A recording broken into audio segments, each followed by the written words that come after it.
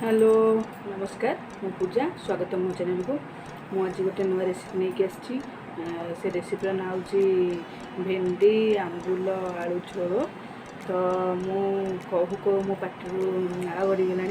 तो आपण जो मैंने वीडियो देखते भी तो नाड़ गड़ुणी जेहेतु आंबुल नाटा शुणिकी। तो आज मोर रेसिपी नहीं आसी भेंडी आंबुल आलू झोल। आपको निहत भल लगे बेसर या चलतु मोर नुआ रेसिपी देखा जेहेतु आमर आम ओडिशारे तो आम निहाती भाव तरकारी भल लगे।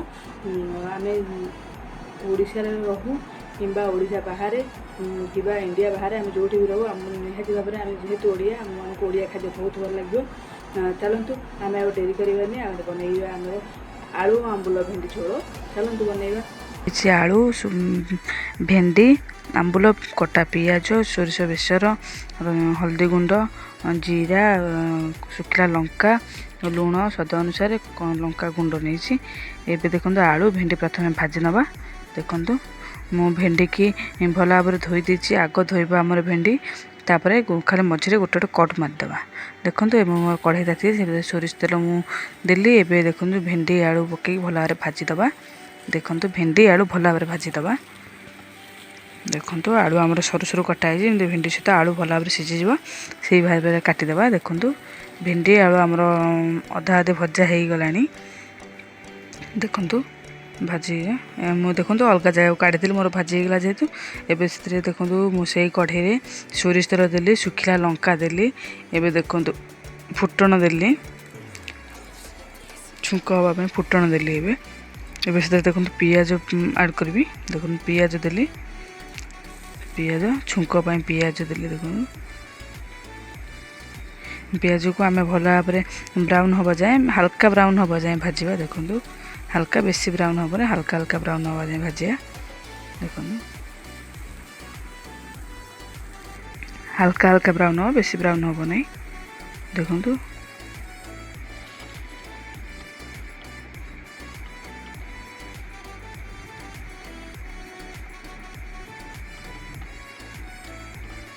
पियाज आमर हो आसला।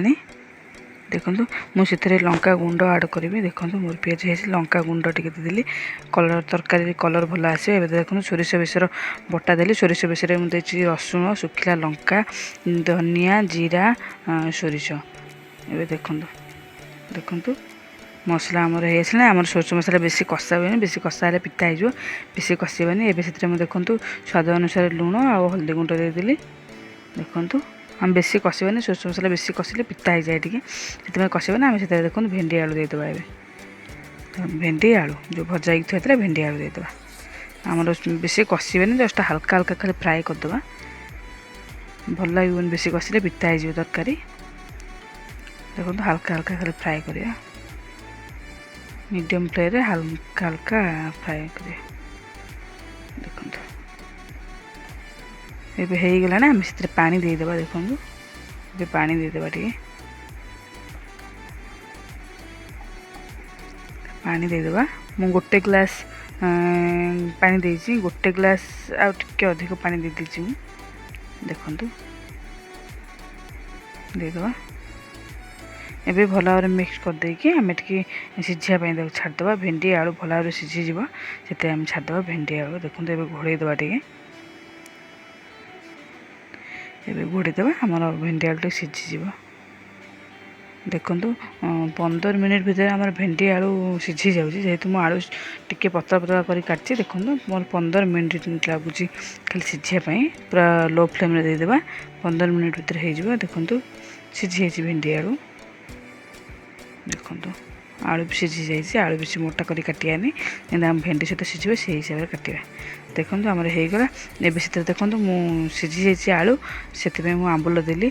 जदि आंबुल आम आगुरी पकईता आलू भेंडी किसी सीझी पार ना कंचा रही था से सीझिला आम आंबुल पकईबा। देखो मुझे पीस आंबुल पकईदे ए टे घोड़ेदेवा 5 मिनिट रु 3 मिनिट भितर आम फुटीगले गैस अफ करदे। देखो मु गैस अफ कर देछि।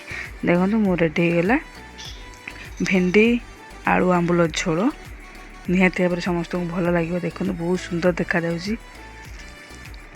ଯେଉଁମାନେ ତ ଓଡ଼ିଶାର ହେଇଥିବ ନିହାତି ଭାବରେ ତାଙ୍କ ଦେଖିକି ଇଚ୍ଛା ହେବ ଖାଇବା ପାଇଁ। ଦେଖନ୍ତୁ ଆମର ରେଡ଼ି ହେଇଗଲା ଭେଣ୍ଡି ଆଳୁ ଆମ୍ବୁଲ ଝୋଳ। ଦେଖନ୍ତୁ ବହୁତ ସୁନ୍ଦର ଦେଖାଯାଉଛି। ଦେଖନ୍ତୁ ଦେଖନ୍ତୁ ବହୁତ ସୁନ୍ଦର ଦେଖାଯାଉଛି। ଆମର ଏବେ ରେଡ଼ି ହେଇଗଲା।